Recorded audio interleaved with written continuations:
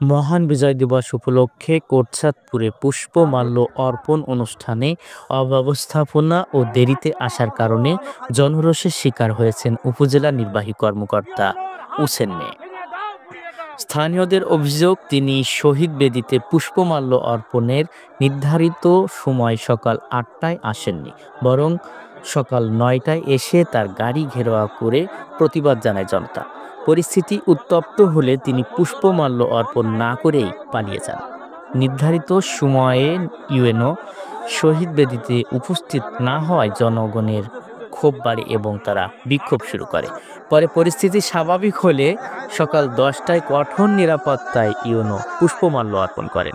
এ বিষয়ে কোটচাঁদপুর উপজেলা নির্বাহী অফিসারের সাথে ফোনে যোগাযোগ করা হলেও তিনি ফোন রিসিভ করেননি। তবে কোটচাঁদপুর উপজেলা এসিল্যান্ড জানান, ইউএনও মিটিংয়ে ব্যস্ত থাকার কারণে কথা বলতে পারেননি।